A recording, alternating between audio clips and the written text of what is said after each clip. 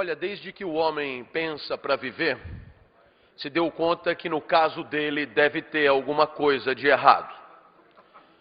Quando ele compara a própria vida com o resto da natureza, percebe que na natureza tudo vive do único jeito que poderia viver.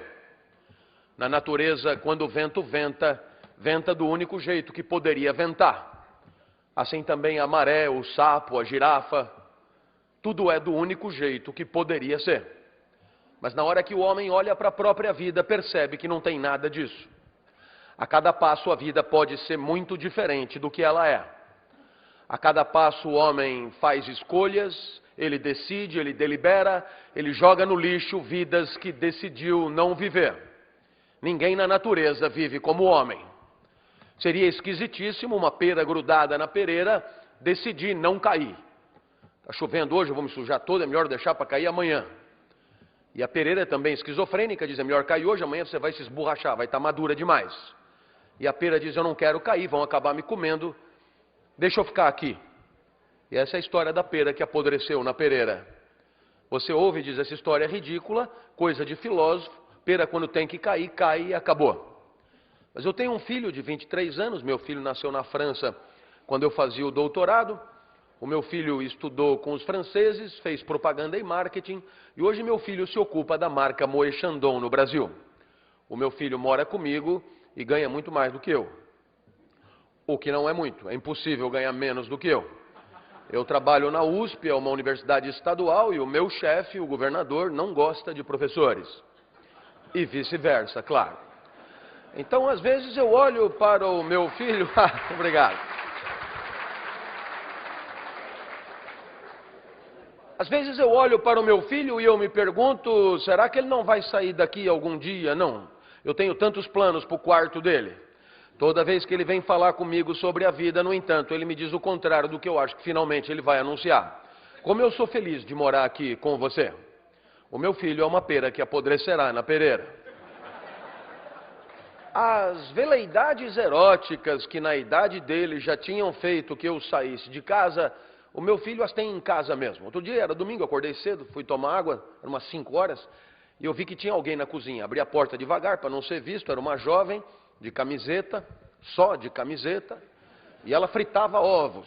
Eu fechei a porta devagarzinho para ela não me ver, acabei indo tomar água no banheiro, voltei para o quarto, abracei minha esposa e disse, tem alguém aí que eu não conheço. Ela acordou apavorada. Eu falei, calma, é uma jovem apetecível, glúteos à mostra, fritando ovos na cozinha. A minha esposa deve ter juntado tudo, glúteos, ovos, jovem, apetecível, e concluiu, já sei, você sonhou. Eu sei do que você está precisando, quando eu acordar eu tento resolver o seu problema. Eu não tinha sonhado, meio-dia, meu filho me apresentou a Fifi, eu falei, eu já conheço, ela gosta de ovos na madrugada, não é? O meu filho não tem por que sair de casa, quem vai explicar isso melhor do que eu é um filósofo chamado Rousseau. Se você tem desconfiança da filosofia, por achar que filósofo escreve mesmo para ninguém entender, você tem toda a razão quase sempre. Mas Rousseau não merece essa fama, porque ele queria que a Revolução Francesa acontecesse, então ele escrevia muito fácil. Eu vindo para cá, vi que Rousseau está à venda na livraria do aeroporto, do lado da Ana Maria Braga, não tem como não entender. Presta atenção, um gato. O gato nasce gato. E qual é a graça do gato? Quando ele nasce, ele já nasce sabendo viver como gato. O gato já nasce com todas as respostas de que precisa para viver. Então o gato não inventa, não cria, não improvisa, não inova, não empreende. Quem tem gato sabe, gato é irritantemente gato. Não há nada na vida no gato que não esteja previsto pela sua natureza. Por isso, se um gato tiver com fome, ele não come o alpiste que você colocar do lado para ele comer. Ele não arrisca, ele não improvisa. Para o gato pensar em comer um alpiste, seria como você pensar em matar fome comendo um criado mudo. Eu me refiro ao móvel, né? Claro, isso não passa pela sua cabeça. Da mesma maneira, um pombo nasce sabendo viver como pombo não vai à escola, e pombo não come filé, já nasce com a vida ganha, já nasce com a vida pronta. Pombo não inventa. Então é claro que fica fácil que a gente não é nem gato nem pombo. Quando a gente nasce, não nasce sabendo. Só o homem vai à escola. Só o homem precisa aprender a viver. No caso do homem, a natureza é insuficiente. O instinto é pobre e a vida é complexa. Cabe ao homem ir além da sua natureza. É o único jargão que Rousseau usa. No lugar de ir além, ele fala transcender. O homem transcende a sua natureza. Então ele inventa, ele cria, ele improvisa, ele inova, ele empreende. Por quê? Porque no caso dele, a vida não está pronta. No caso dele, é claro, é preciso ir além. Por isso, é claro, se o homem tiver com fome, ele come o alpiste. Hoje ele chama de linhaça, parece que faz bem à saúde. Se ele tiver com fome, ele come também o filé assado, cozido na chapa, frito a cavalo. Se o calo apertar, ele come o gato, ele come o pombo, ele come a secretária, a sensorista, a enfermeira, buraco de fechadura, boneca inflável, moça de evento, não sei o que me ocorreu. Ele come o que for.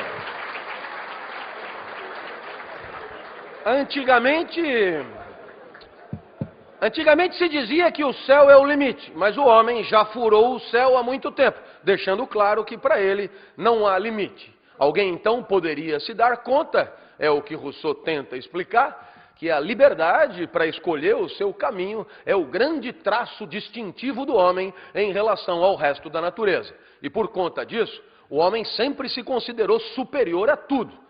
As frases não mentem. Estamos a meio caminho entre os animais e Deus. Somos feitos à imagem e semelhança de Deus. Somos filhos de Deus. O que mais você quer? O homem sempre se achou infinitamente superior ao resto da natureza por conta da suposta liberdade. Uma espécie de privilégio de escolher o seu caminho, de escolher a melhor forma de viver. E, por que não, de conviver também. O problema é que na hora que você vai viver a tua vida de carne e osso, nem sempre é tão privilegiado assim ter que escolher o melhor caminho. As escolhas são complexas, às vezes trágicas. Escolher entre o bom e o bom é ruim. Escolher entre o ruim e o ruim é pior. A única escolha confortável é entre o bom e o ruim, mas essa não é uma verdadeira escolha. Então, na hora de viver, a complexidade é grande, na hora de viver as escolhas são dramáticas, na hora de viver fica fácil perceber que essa liberdade nem sempre é um privilégio. Talvez sejamos mesmo condenados a ser livres. Ora, como é que a gente faz para escolher? Escolher implica atribuir valor às possibilidades. E como é que eu faço para atribuir valor às possibilidades de vida? Talvez a gente pudesse recorrer a um exemplo que todo mundo já conhece. O professor dá nota 8 a um aluno. E 8 é o valor da prova. O que o professor fez para atribuir 8? Ele comparou a prova do aluno com o gabarito, com uma referência, com a prova nota 10. Fica fácil perceber que para atribuir nota 8 ao aluno é preciso comparar com alguma coisa. E naturalmente, como o professor aplica o mesmo gabarito para todas as provas, ele descobre rapidinho qual é a melhor prova, qual é a pior prova. Como seria fácil se fosse assim? E por que não é assim na hora de viver? Porque os gabaritos são muitos. E o que é pior, são contraditórios entre si. É o que Edgar Morin chama de valores complexos.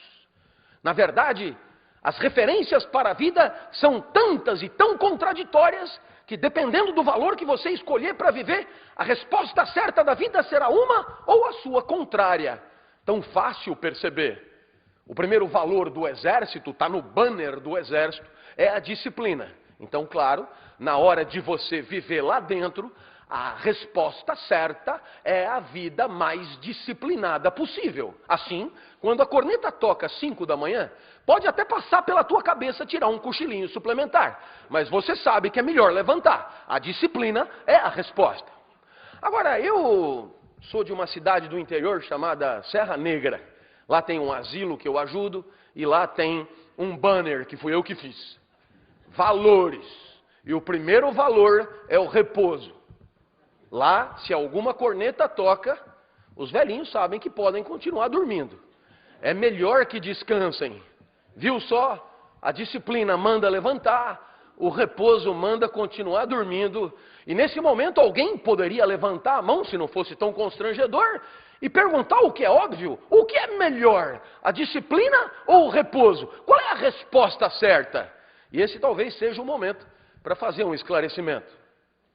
Um professor de ética é o contrário de um guru. Um guru é aquele que vem, sabe-se lá de onde, sempre revestido de grande legitimidade, capital simbólico, e traz no bolso do paletó as respostas certas para a vida. Faça isso e se dê bem. O papel de um professor como eu é de mostrar que talvez essas respostas sejam todas problematizáveis, que talvez o problema seja seu. Talvez a vida e a liberdade seja o teu grande patrimônio, e eu não tenho por que decidir no teu lugar. Entre disciplina e repouso, o problema é teu. Pô, o senhor veio até aqui para dizer que o problema é meu? Pois é, eu acho que se eu tivesse respostas de guru, a minha palestra valeria muito mais do que vale. Mas eu prefiro assim, com humildade, mandar a bola para você. Que tal assumir a responsabilidade de dirigir a própria vida de vez em quando, pelo menos? É claro que a incerteza pairará, sempre. A minha mãe me ensinou a confiar nos mais velhos, porque confiança é um jeito de viver, é um jeito de conviver, é uma referência para a convivência. Aliás, uma baita referência, né? Quem confia faz o quê? A definição, ela tem 11 séculos, né? Ela é de Tomás de Aquino, na Suma Teológica, o dobro da idade do Brasil. Uma definição que ainda é impecável. Quem confia tem certeza sobre coisas que não pode verificar. Claro que Tomás de Aquino devia estar pensando em Deus. Você tem certeza que ele existe, muito embora não possa verificar na hora que você quiser. Mas claro também que para a gente conviver bem, a gente precisa confiar em outras coisas além de Deus. Por exemplo, nos outros, no que eles dizem, no que eles fazem. Eu fui apresentado aqui como professor da Escola de Comunicações e Artes da USP e ninguém me pediu o meu título. Eu falei que sou doutor em Direito em Paris, ninguém pediu o diploma. Eu falei aqui que represento o Brasil na Unesco, ninguém pediu a credencial. Você confia, não vai verificar. O cliente de um banco entra no banco, deposita o seu dinheiro, investe o dinheiro que sobrou. Risco que nós professores não corremos, nunca sobe. Mas você deve sobrar. Você entra e investe o seu dinheiro. Você não pode ver aquele dinheiro toda hora, na hora que você quer. Você confia, extrato igual dinheiro. Peguei o avião hoje de manhã para vir para cá. Não sei se isso acontece com você ou é só comigo. Mas eu sempre olho para um avião e me pergunto, isso não tem por que voar.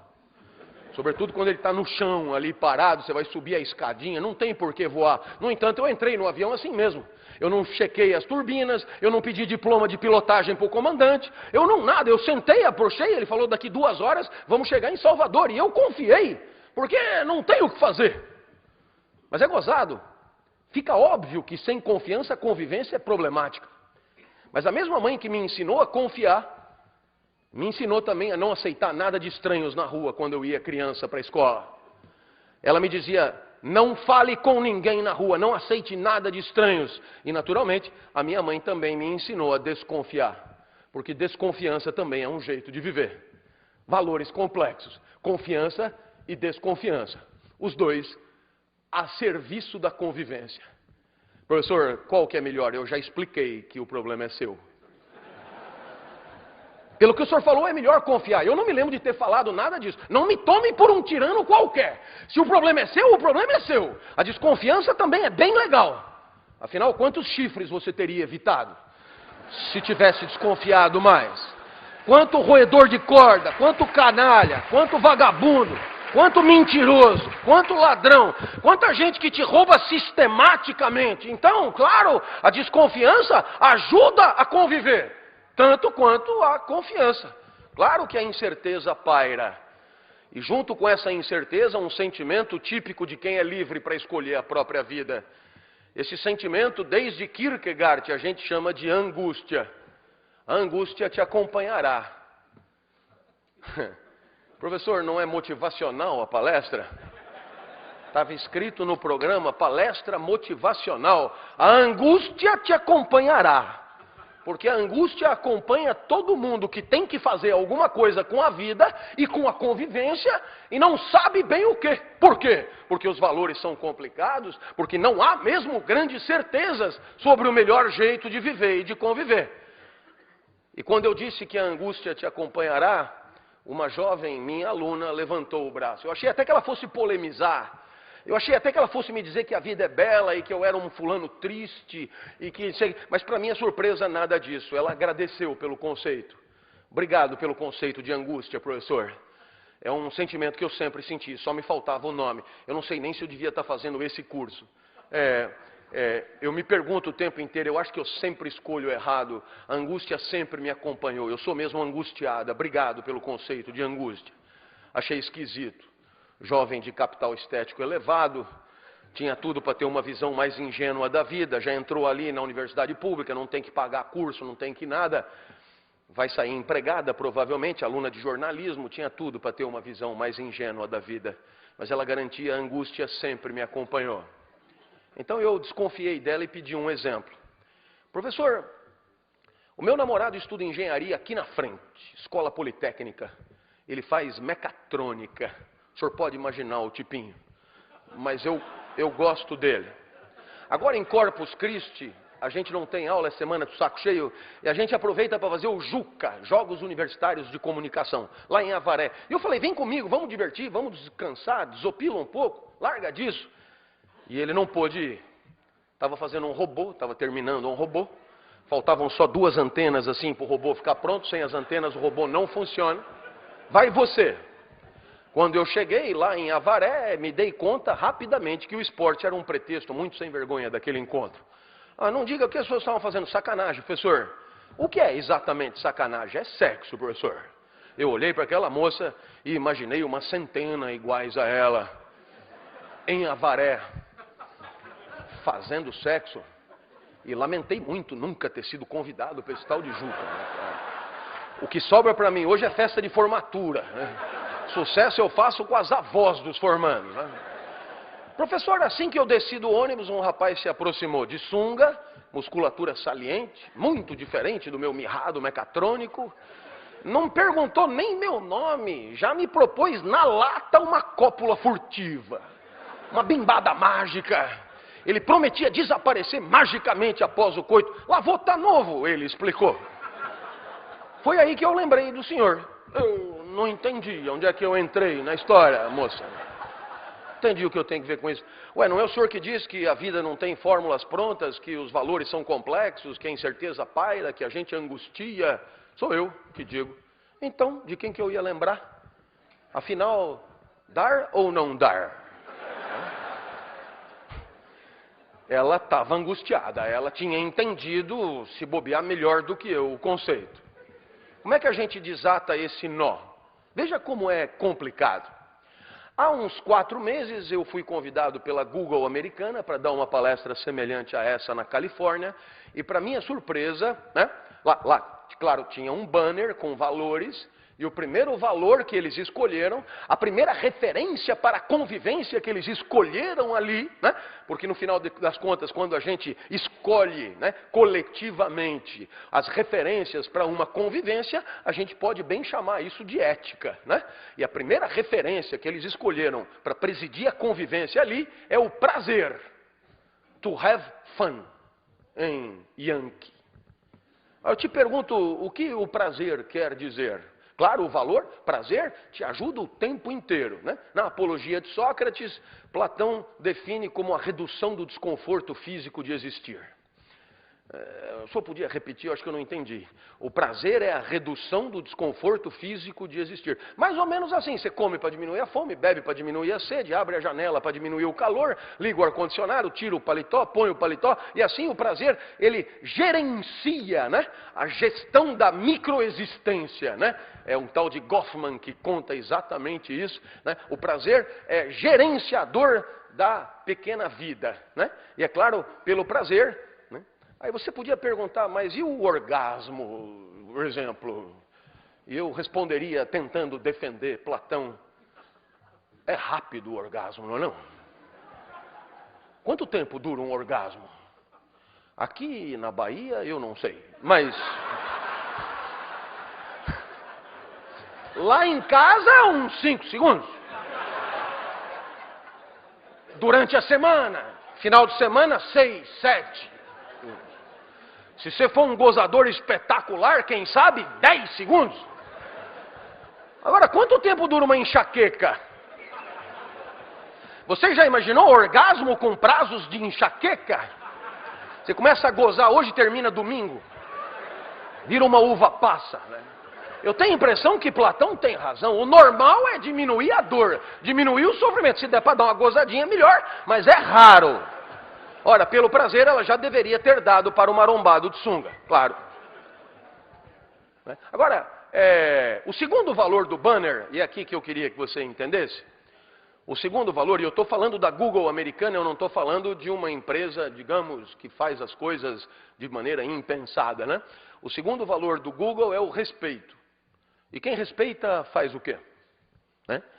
Uma definição que eu gosto muito, o respeito é considerar o outro na hora de decidir a própria vida. Né? Quem respeita considera os afetos do outro na hora de deliberar sobre a própria vida. Respeitar você é dar palestra considerando tuas alegrias e tuas tristezas. Me parece uma definição super atrativa. E pelo respeito ao mecatrônico, pelo respeito à tristeza do chifre, pelo respeito às cláusulas morais que ela mesma propôs para aquele relacionamento. Em suma, por isso tudo ela não deveria dar. Viu só? O prazer, primeiro valor, manda dar. O respeito, segundo valor, manda não dar. E daí, professor? O senhor vem aqui tumultuar a nossa vida e vai embora? Foi o que me perguntou um executivo de uma multinacional em São Paulo, dessas que faz de tudo, de pinico a bomba atômica. Era reunião fina, presidente e diretores, e um diretor se irritou comigo, diretor com jeito de diretor, diretor que se leva a sério, desses que se veste como diretor, escolhe a mulher que tem mais cara de diretor, carro de diretor, né? É exatamente a figura encarnada do diretor, Gomex no cabelo. E ele disse, professor, quando nós contratamos um consultor, é para nos trazer respostas certas sobre o que precisamos saber. Eu falei, olha rapaz, quando você encontrar um, me apresenta, que eu tenho tanta pergunta para dizer para ele, eu não tenho resposta sobre nada. Aí ele falou, o senhor não poderia botar no PowerPoint uma tabela com os valores em ordem decrescente de importância? Ele queria saber qual que vale mais, o prazer ou o respeito, né? Ou quem sabe a confiança ou a desconfiança, ou quem sabe a disciplina ou o repouso, ou quem sabe até a transparência e a privacidade, a transparência e a intimidade, a transparência e o sigilo, só para mostrar que qualquer valor da moda pode ser problematizado de maneira confiável, de maneira lúcida. Nada é absolutamente deglutível sem um espírito crítico. Tudo pode ser problematizado na hora de escolher a vida. E talvez a problematização da vida seja a ética na sua essência. Professor, e a tabela? Não vai dar, amigo. Não sei o que é um PowerPoint. Ele não entendeu a ironia. Falou, pode pôr na lousa. Eu falei, o problema não é o PowerPoint. É a tabela, eu acho que ela não existe. E para ele entender rápido, me ocorreu um exemplo. Perguntei a ele, sabe Deus? Ele falou, lógico. Normal, né? Costuma trabalhar no mesmo andar de um diretor. Quando Deus mandou para Moisés por e-mail os 10 mandamentos, atrás dos mandamentos tem valores. Está ali, os top 10 que você quer. Só que não tem essa do quarto valer mais do que o quinto. Se tiver conflito entre eles, você que se vira, o problema é seu. Agora, como Deus é um cara elegante, jamais vai dizer isso, você que se vira, o problema é seu. Ele chama isso de livre-arbítrio. É porque não tem tabela que tem livre-arbítrio.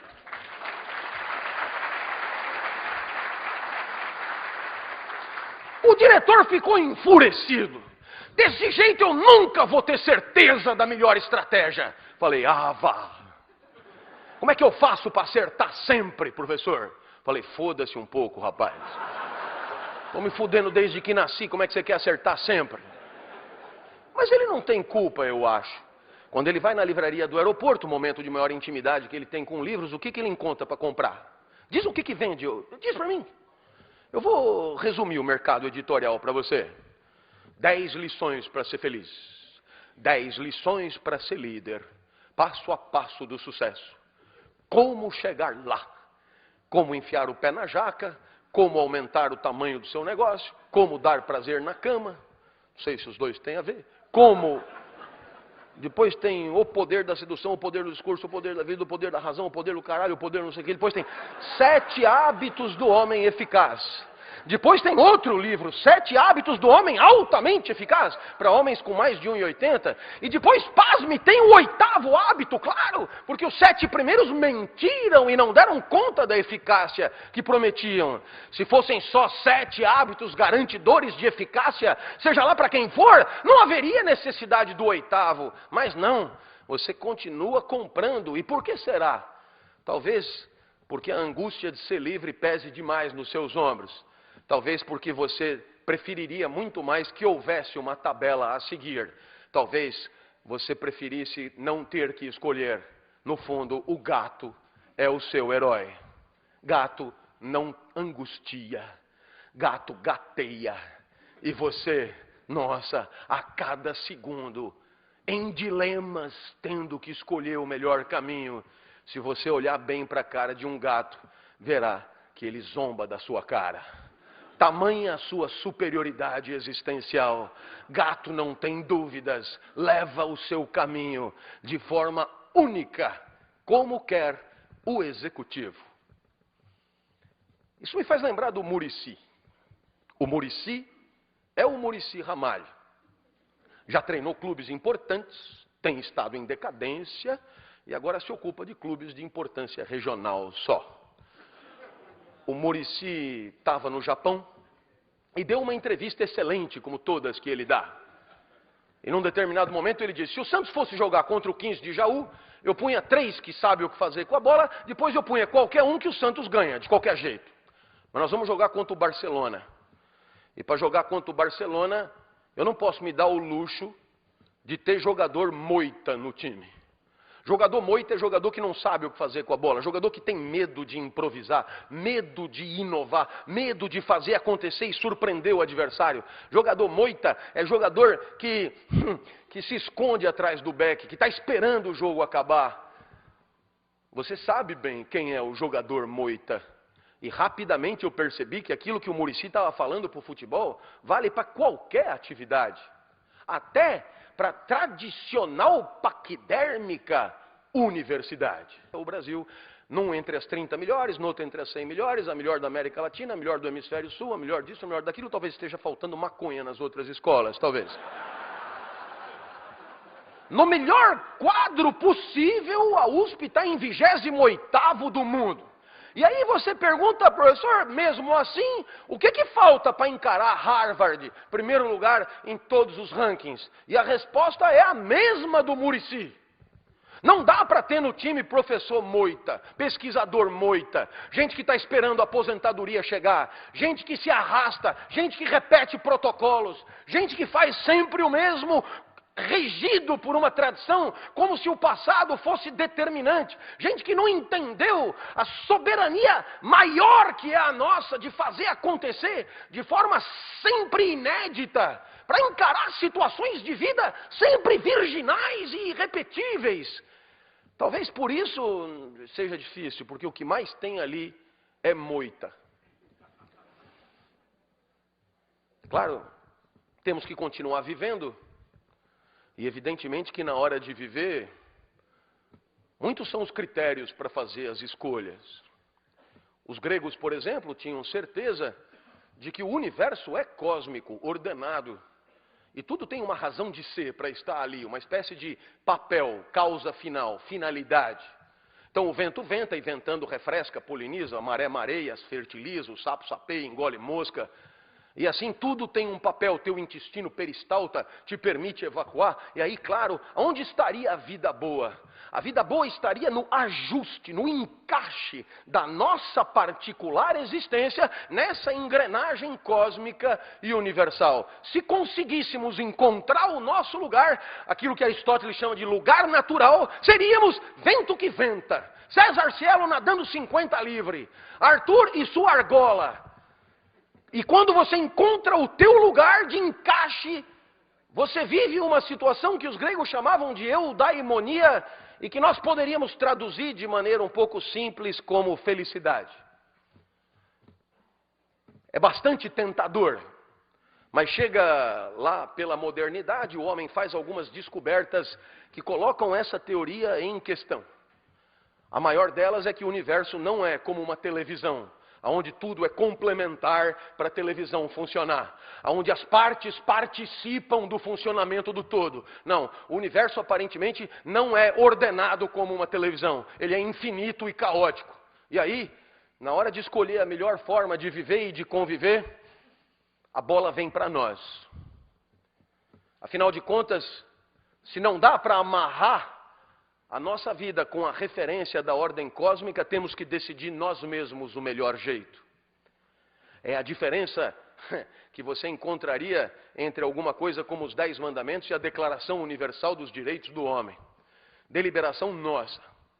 E se você algum dia sonhou que houvesse algum tesouro subaquático ou supraceleste, a resposta certa da vida e da convivência, sabe que esse tesouro talvez esteja na nossa inteligência, na nossa capacidade deliberativa, na nossa capacidade de fazer da nossa sociedade um grande espaço público de debate, onde o melhor argumento possa surgir, onde a melhor tese para resolver problemas concretos da vida possa aparecer do debate, do contraditório, do enfrentamento. É claro que, como seria bom se fosse assim? Nós decidindo até onde eu vou e até onde você vai. Eu costumo dizer aos meus alunos no primeiro dia de aula, a primeira aula é obrigatória para você saber qual é meu jeito de ensinar, os valores que eu respeito para dar aula. Depois, você volta se quiser. Eu nunca vou checar a tua presença aqui. Agora, se voltar, volta para jogar o jogo. Volta para aprender a pensar, aprender a conviver, aprender a refletir sobre a convivência, objetivo maior de todo o curso de ética. A maioria volta, quase todo mundo volta. E ainda traz a mãe. Professor, eu voltei para casa, contei como foi a primeira aula, minha mãe não acreditou, trouxe para ela ver. Dá para ela entrar? Deixa eu ver a mãe primeiro. O que o menino queria mostrar para a mãe? Você poderia dizer, ele quis mostrar a aula. Não é possível, porque a aula que ele gostou foi a primeira aula que não se repetirá.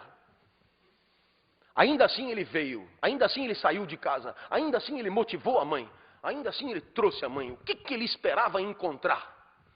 Perceba que quando ele saiu de casa, ele tinha certeza que ia encontrar uma coisa que ele não podia verificar ainda. Chamamos isso de confiança no professor. Mas se ele confia no professor, ele confia exatamente no quê? O que poderia permanecer da primeira para a segunda aula? Você sabe que os franceses chamam sustentabilidade de durabilité. Eu acho essa tradução ótima, essa inversão. É ótima porque durabilité ajuda você a entender que no final das contas, num mundo onde só se fala em inovação, sustentabilidade tem a ver com alguma conservação. Agora, nem tudo que devemos conservar, não é? Nem tudo o que existe deve ser conservado. Mas no caso em questão, o que o menino esperava que fosse permanecer da primeira para a segunda aula? Talvez os valores do professor. O jeito do professor ensinar. Eu tenho 3 valores no meu banner. Energia, como você está vendo. Exemplos do cotidiano, como você está vendo. E palavrão, como você está vendo. Não dá nenhum banner. São esses 3. Se gostou, volta. Se não gostou, pode aprender ética em qualquer lugar, ler nos livros, procurar os professores, etc. Não precisa voltar. Mas o menino trouxe a mãe. E cada vez que eu me exaltava, ele cutucava a mãe. Olha, tá vendo? Eu falei para você. E os dois encontraram o que vieram encontrar. E tem que me agradecer. Afinal de contas, a confiança no professor é o resultado da fidelidade que o professor tem aos seus próprios valores. E isso você poderia aprender, porque isso é muito legal. Afinal de contas, fala-se tanto em confiança, sem perceber, que confiarão em nós na exata medida em que formos dignos desta confiança, quer dizer, costumemos respeitar, ser fiéis aos valores que são os nossos. Então, a cada aula, vai se construindo uma relação de confiança a partir do quê? A partir da fidelidade recíproca aos próprios valores. É claro que é tentador ser infiel. É tentador ser infiel porque existem sempre circunstâncias de sopetão inopinadas que prometem ganhos de circunstância por conta de uma infidelidade. Você sabe disso? Eu me lembro de uma senhora da Liga das Senhoras Católicas. Minha aluna de terceira idade na universidade me ligou e disse: "Professor, eu assisto a sua aula há muito tempo, queria lhe propor para o senhor dar uma palestra de ética, eu vou cobrar caro e o dinheiro vai para as crianças com câncer." Eu falei: "Legal, pode fechar, está marcado." Aí ela disse: "Só mais uma coisinha, o senhor sabe, não é nada pessoal, eu adoro você. Mas eu tenho umas amigas mais idosas do que eu." E eu pensei: nossa. Então, não dá para dar uma maneirada? Não custa nada. E eu falei para ela: lógico que custa. Pensa comigo. Quem é que vai comprar os ingressos? Quem é que vai ajudar as crianças? Ah, é todo mundo que adora o senhor. Vai bombar, tenho certeza, vai bombar. Legal, e o que essas pessoas têm o direito de esperar de mim? Ah, que o senhor seja como o senhor sempre foi. Então, será que essas pessoas esperam que eu dê uma maneirada? Não, eles não. Eu estou falando só das minhas amigas. Não, mas seria uma traição horrível. Eles vão pagar para ajudar as crianças, para me assistir, e de repente vão encontrar ali alguém sem tesão, sem ânima, sem vontade e sem palavrão. É uma traição maior para todos aqueles que curtem o meu jeito. Claro, aqueles que me detestam, e aos montes, não precisam vir, né? Estão dispensados de me encontrar, eternamente, se quiserem. Ah, professor, não custa nada. Custa sim, dona. Avisa lá suas amigas higienizadas. Se quiser ajudar as crianças com câncer, vai ser com caralho e tudo. Eu nunca falei tanto caralho numa palestra como naquela. Eu só vi as velhotas se acomodando na cadeira. Mas depois do quinto caralho, eu acho que se afeiçoaram, porque pediram outra. Professor, não vai esquecer do caralho. Tem certas coisas difíceis de deixar em casa, dona. Os valores, por exemplo. Eu espero que você tenha entendido que no final das contas, os teus valores são a tua identidade, aquilo que você oferece para te definir. Vamos imaginar que você encontre alguém num bar, você está num momento de entre-safra amorosa, encontra alguém, esse alguém meio que começa a conversar com você, mas para continuar ali você precisa contar para ele quem você é. E eu pergunto, você já parou para pensar o que é que você costuma dizer para dizer quem você é? Aquilo que os psicólogos chamam de discurso identitário. O que é que você conta para o outro para dizer quem você é? Você poderia começar assim: eu sou um espaço de mitoses e meioses. Eu sou neurônio que sinapseia, eu sou sangue que circula, eu sou joelho que dobra, intestino que peristalta. E você não está mentindo, mas não é isso que você fala. Porque não é isso que a pessoa quer saber. Não é isso que ela precisa saber. Então, o que é que você fala para dizer quem você é? Você conta, na verdade, o que você fez da tua vida. Você conta as tuas escolhas. E quando você conta as tuas escolhas, você, na verdade, está contando também os critérios que você costuma usar para escolher a vida que leva. No final das contas, são os valores que definem você. E permitem que aquela pessoa, a partir dessas informações, possa decidir entre ficar ali ou cair fora. O teu discurso identitário é de índole moral antes de qualquer coisa. Eu costumo dizer que sou professor. Isso desperta ternura nas mulheres. E ternura é pena mesmo, né? E quando eu digo que é de ética, a ternura aumenta muito. Você percebe que se você conta os valores para dizer quem você é, eu, por exemplo, costumo rapidamente dizer que comecei a minha carreira como profissional do direito, prestando concurso em Brasília e trabalhando no Senado, escrevendo leis, e depois larguei tudo para ser professor. É claro que essa opção que eu fiz, ela é absolutamente rica para informar para todo mundo qual é a minha praia, qual é a minha identidade. Então, é claro, da mesma maneira que nós, pessoalmente, nos apresentamos a partir dos nossos valores, quando fazemos parte de uma empresa, de um grupo, de uma instituição, essa necessidade é ainda maior.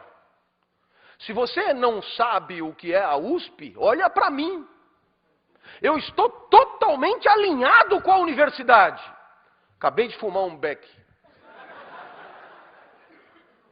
Pode olhar para mim. Por quê? Porque, na verdade, eu ajudei a definir os valores da empresa, da instituição, do coletivo. E sou o primeiro a defendê-los. E você poderia me perguntar assim: por que, professor, eu tenho que zelar pela identidade da empresa onde eu trabalho? Por que eu tenho que defender os valores? Por que eu tenho que lutar para que as pessoas saibam quem é a empresa? Qual é o jeito dela? O que eu vou ganhar com isso? Eu queria deixar claro para o senhor, eu só penso em mim. Eu só penso no meu próprio ganho. Eu só penso na minha carreira. Né?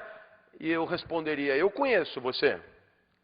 Você é assim mesmo, incapaz de ter afetos pelos colegas, incapaz de ter afetos pela instituição que te deu abrigo. Você é assim mesmo, escrotinho, eu conheço você. Pois eu posso te garantir que você, que só pensa em você, deveria ser o primeiro a lutar com unhas e dentes para defender o patrimônio moral da empresa, os valores da empresa, para que todos possam saber com clareza o que aquela empresa é e o que ela não é. Você deveria ser o primeiro. Eu não entendi, eu não tenho nada com isso. Tem sim. E eu vou te explicar no popular. E vou te explicar no meu caso. Quanto mais as pessoas acharem que a USP é do caralho, vão achar que eu sou do caralho também, porque dou aula lá, não é? Ah, é, no seu caso sim. Então, escrotinho, no seu caso também. Porque você conta o lugar aonde trabalha entre as 3 primeiras coisas que você diz num bar, para te definir. Você percebe que quanto mais o lugar aonde você trabalha for confiável, prestigioso, glorificado, aplaudido, reverenciado, mais você que trabalha lá e só pensa em você vai ganhar com isso. O senhor tem razão. Agora eu pergunto para o senhor: o que eu ganho no final das contas? Por que defender a ética com unhas e dentes? Meus amigos, a ética não vale por ela mesma. A ética vale para que as pessoas possam viver melhor, para que as pessoas possam conviver melhor. Eu queria lhes dizer com clareza que quando optei por dar aula, foi para que a vida passasse a ter sentido. Para que happy hour fosse segunda às 8 da manhã. Para que eu pudesse viver um momento que vale por ele mesmo. A felicidade dos gregos é essa, um instante de vida que vale por ele mesmo. É fácil dar exemplo do que a felicidade não é. Eu fui jantar na casa de um amigo domingo, e o filho dele estava estudando matemática. E eu perguntei para o menino: pô, cara, estudando matemática domingo? E ele podia ter dito: tio, olha que tesão de equações. Quanto mais embaçada, melhor. Isso aqui é do caralho resolver. Eu sempre resolvo 50 antes de dormir. Mas não foi o que ele falou. Ele falou: eu tenho que tirar 7,5 amanhã na prova. Então eu tenho que fazer essa merda dessa lista, senão eu estou fodido. E aí você podia pensar, se ele vendeu domingo por causa de segunda na prova, ele vai exultar, ele vai delirar na prova. E o menino falou: bem que meu pai falou que o senhor sempre foi meio doido. Eu só preciso tirar 7,5. E eu falei: 7,5 para quê? Ele: para passar de ano, ué. A única coisa que me importa, tio, é passar de ano. E quando o ano que vem chegar, o menino dirá a mesma coisa: passar de ano. Essa é a escola da tristeza, em que você fica ali esperando o ano que vem chegar, esperando o ano acabar, esperando a vida acabar. A escola da tristeza é ótima, na verdade, porque ela prepara o profissional. Ela prepara o profissional para viver o trabalho da tristeza. Aquele que você espera 30 dias por causa do 5º dia útil. Aquele que você vende a vida por causa do salário. A escola da tristeza é a melhor preparação para a vida triste. A felicidade é um instante de vida que vale por si só. Até os 13 anos eu vivi muito mal. Eu era um CDF ortodoxo, hoje chama de nerd. Tirava 10 em tudo, mas não vibrava com nada. Meu pai tentava, me levava no Morumbi para ver jogo. E ele tinha que me avisar que foi gol. E aí eu vibrava para ele não ficar chateado. E ele, dos caras, caralho, cala a boca que nós vamos apanhar. Meu pai também me levava em escola de arte, né? Argila, pintura, guache, origami. Origami é o pior de todos. Uma folhinha de papel, 600 dobras na ordem certa. E aí tem um passarinho que você chucha no rabo, ele abana os dados. Se você errou uma dobra, fudeu o passarinho. E eles ainda chamam de passarinho da felicidade. A mulher chamou meu pai com uma semana e disse, olha, com seu filho aqui são 4 tipos de aluno. Super talentosos que adoram isso aqui, outros que não têm tanto talento, mas também adoram isso aqui, outros que não têm talento nenhum, mas estão aí se divertindo, e o seu filho, ele não é daqui, pode levar ele embora. Aos 13 anos, o professor de geografia entrou, disse que não ia dar aula. O curso seria só de seminários, e para mim caiu o petróleo. Então, eu me preparei, e chegou o meu dia, subi no palquinho dos jesuítas de São Paulo, olhei para a classe, aquilo estava coalhado de gente. Comigo não tinha bullying, gostavam de mim. Conversar comigo era como ir ao zoológico, uma experiência diferente. Veio gente de outras classes para assistir. Aquilo, gente de pé. E pela primeira vez, ouça-me, pela primeira vez foi legal estar aonde eu estava. Pergunto, é preciso ser filósofo para entender o que os gregos chamavam de felicidade? Eu vou repetir, foi legal estar aonde eu estava. Pela primeira vez em 13 anos. Por quê? Porque até então eu sempre esperava acabar. Esperava a aula acabar, esperava o treino acabar, esperava a aula de arte acabar, esperava... Ali não, eu não queria que acabasse. E para não acabar, eu não começava. E olhava para todos. Esse cara é mais doido do que eu imaginava. O professor se irritou, o senhor engoliu a língua, eu tive que começar. E cheio de entusiasmo, falei tudo o que eu sabia em 15 minutos. E um amigo levantou a mão e disse, professor, deixa ele continuar falando, é tão legal o jeito que ele fala. E o professor disse, ele tem 50 minutos para falar, ele que fale. E a bola veio para mim. A bola do Muricy veio para mim. Quando a bola vem para você, e aí, velhinho, vai viver como? Você é livre, decide. Eu não sabia mais nada para dizer. Se eu fosse respeitar a geografia, eu tinha que dizer, eu não sei mais nada. Mas o meu corpo dizia, 13 anos e uma vida de merda, agora que tá do caralho, não sai daí. Mas eu não tenho mais nada para dizer, inventa qualquer porra, mas não sai daí. Então eu decidi inventar sobre o petróleo. Lembrei do meu pai. Meu pai nunca passou na porta de uma faculdade. Mas o meu pai dizia coisas que depois eu encontrei na mais sofisticada filosofia. Tem um filósofo chamado Nietzsche, que escreveu um livro dificílimo chamado Assim Falava Zaratustra. E o Zaratustra tem uma hora que ele diz mais ou menos assim. Leva o tempo que for para perceber qual é a tua praia. Leva o tempo que for para perceber qual é o teu lugar. Mas depois que você descobriu, não recue ante nenhum pretexto. E o meu pai dizia, para trás nem para pegar impulso. E sempre com carinho. Isso. Aplaudir, aplaude. E depois sempre com carinho, seu bosta. Eu lembrei do meu pai e comecei. Até aqui eu falei das diversas bacias petrolíferas pelo mundo, está no livro de vocês, eu não vou me estender. A partir de agora eu vou tratar de um outro tema mais fino, mais sofisticado, que é a qualidade do petróleo. Tem petróleo bom e tem petróleo que não presta.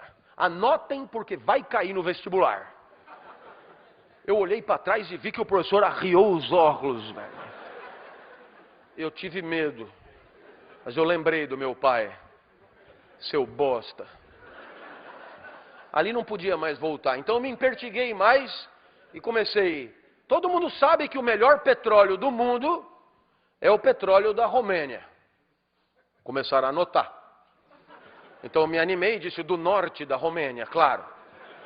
Região da Sildávia, que eu tirei das aventuras de Tintim. Eu olhei para trás e vi que o professor balançava. Ele devia estar pensando, eu não sei porra nenhuma disso, esse cara não pode estar zoando com a minha cara.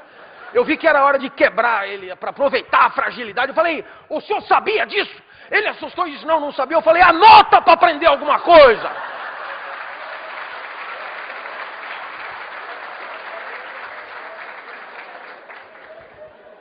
A hora que eu mandei ele anotar as coisas que eu estava inventando, ele não reagiu. Eu falei, esse lugar é do caralho, velho. Eu não precisava me lembrar de nada, eu inventava tudo. A minha aula melhorou demais. Falei de petróleo em Fernando de Noronha, no Bananal, em Madagascar. Foi um show. Terminou a aula, aplausos copiosos. E um menino levantou a mão e disse, professor, eu tenho uma sugestão que eu acho que é de todos. Deixa ele dar todos os seminários. E o professor disse, mas ele só estudou sobre o petróleo. Eu falei, quem falou?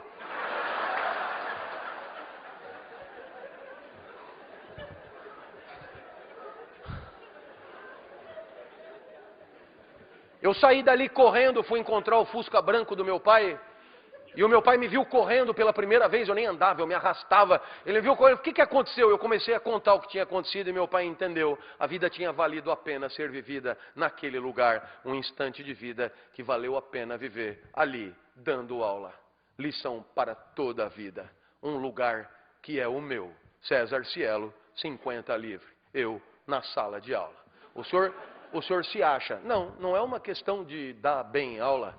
Questão de ser feliz dando aula é outra coisa. É quando vale a pena estar ali, mesmo que não tenha salário, mesmo que não tenha aplauso, mesmo que não tenha recompensa, mesmo que não tenha nada, como de fato não tem. O que eu vou fazer se a vida só é boa ali, dando aula, com um monte de gente assistindo?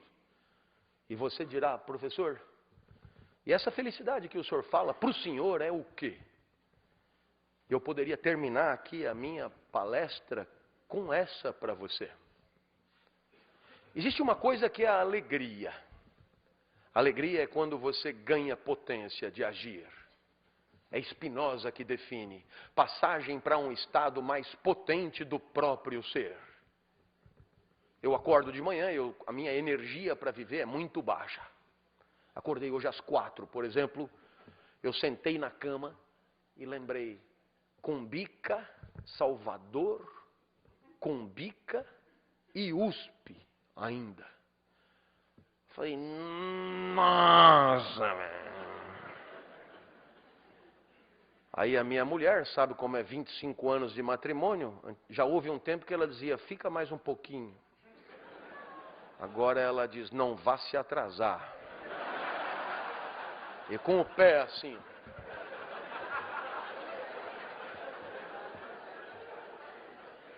Fui no banheiro, tomei banho, melhorei um pouco, tomei um café, melhorei um pouco, saí, melhorei um pouco. E normalmente eu vou para a USP, quando eu chego na USP, eu adoro. Começa a chegar os alunos, eu adoro os alunos. E aí eu começo a dar aula e eu adoro a minha aula. Eu lamento te dizer isso. Parece um pouco arrogante, mas o que eu vou fazer? Eu adoro o meu jeito de falar. Eu poderia me ouvir eternamente. É impressionante como eu entendo quando eu explico. Então, às 10 horas da manhã, eu estou em cima da mesa gritando. E você perguntará, o que aconteceu entre 5 e 10 da manhã? Resposta de Spinoza, alegria, passagem para um estado mais potente do próprio ser. Do próprio ser. Claro que não é sempre assim. 10 horas da manhã, abre a porta, é a mulher do departamento, secretária, a mulher medonha. E ela diz, os outros professores estão reclamando que o senhor grita muito. Pergunto, para onde foi a minha potência de agir? A isso chamamos tristeza. Passagem para um estado menos potente do próprio ser. Eu espero que você tenha entendido. Você vai pelo mundo, tem coisas que te alegram, tem coisas que te entristecem, e a tua potência vai numa senoide subindo e descendo. Impossível só se alegrar. Ninguém consegue se alegrar com o gol do Brasil e com o gol da Holanda, com o gol do Brasil e com o gol da Argentina. Não, a tristeza, obviamente, faz parte da vida. Para haver alegria, tem que haver tristeza. É óbvio que eu disse do próprio ser, porque não tem uma fórmula que dê para todos. E não tem uma fórmula que dê para você pro resto da vida. Porque amanhã você é outro, e o que te alegrou hoje pode não te alegrar amanhã. Você vem pela estrada e para, vê lá Rancho da Pamonha, você está verde de fome, come a primeira pamonha, a pamonha te alegra fudidamente. Pamonha e você, tudo a ver. Pamonha do caralho, velho. Aí você comete um erro a não cometer, fazer da pamonha um ídolo, fazer da pamonha uma qualidade de vida, uma lição de autoajuda, e pede a segunda pamonha, já vai te alegrar menos. Porque o comedor da segunda pamonha já não é mais o comedor da primeira pamonha. Já tem menos fome, mais glicemia no sangue, etc. Mas você é fiel à pamonha, pede a terceira. Quando chega na 10ª, você tem que parar. A mesma pamonha que te alegrou vai te matar. Você, né, já virou um suco de milho, na verdade, teu sangue. O que vale para a pamonha vale para qualquer coisa, para o matrimônio, por exemplo. Quase sempre a lua de mel é a primeira pamonha. Depois de 5 anos você não aguenta mais comer pamonha. Aí você começa a querer comer um curauzinho. Mas se você achar que o curauzinho é a solução, tem dia que o curauzinho não tá bom. Talvez por isso a vida que vale a pena seja essa. Uma felicidade assim. Um instante de vida que você gostaria que durasse um pouco mais. Um instante de vida que você gostaria que não acabasse logo. Um instante de vida que você gostaria de repetir. Professor, o que um instante de vida tem que ter para ser feliz? Isso que eu estou te dizendo. E quem é que fala isso? Eu. Dessa vez não é nem Platão, nem Aristóteles, nem Nietzsche, nem Rousseau, sou eu. E o senhor quem é? Clóvis, muito prazer. É que eu não morri ainda, não virei clássico. Mas ainda assim, eu tenho o meu palpite para te dar. Se você quer saber se aquele instante está valendo a pena, pergunte-se se você gostaria que ele durasse um pouco mais. A vida é boa quando você torce para ela não acabar. Perceba que a maior parte do tempo a gente torce para acabar. Torce para o dia acabar, para poder chegar em casa, torce para a semana acabar, por causa do final de semana, torce para o mês acabar, por causa do 5º dia útil, torce para o ano acabar, por causa das festas e das férias. E sem perceber, a gente está torcendo para a vida passar rápido. A felicidade é o contrário disso. A felicidade é quando você gostaria que não passasse, é quando você lamenta o final do dia. É quando você lamenta o final de alguma coisa que você está fazendo. Como num filme argentino, você até esqueceu que está no cinema e só se lembra que está no cinema quando o filme acaba e você lamenta muito de tão bom que era o filme, de tão feliz que você foi. Não era outra a pretensão para esse nosso encontro. Que pelo menos por um segundo eu tenha te surpreendido. Que pelo menos por um segundo, 10 minutos tenham passado e você não tenha se dado conta. Que pelo menos por um segundo você não tenha percebido que está tendo uma aula de filosofia há exatamente 1 hora. Que pelo menos por um segundo você tenha pensado em repetir isso. Torcido para durar um pouco mais, me mostrado para alguém que você ama na internet, ser meu aluno ou pelo menos me dar um abraço no final da palestra. E se alguma dessas coisas aconteceu, é porque você foi feliz por um segundo. E agora você já sabe o caminho. A vida vale a pena quando você torce para ela não acabar. Tomara tenha sido o caso. Eu te agradeço imensamente pela alegria, saio daqui muito melhor do que cheguei. Tomara eu tenha dado causa à tua felicidade em um segundo. Porque para nós, discípulos do pensador e do filósofo Cristo, ser causa da felicidade de alguém por um segundo é a única meta verdadeiramente digna de ser perseguida. Tomara eu tenha alcançado. Muito obrigado e até a próxima, se Deus quiser. Obrigado.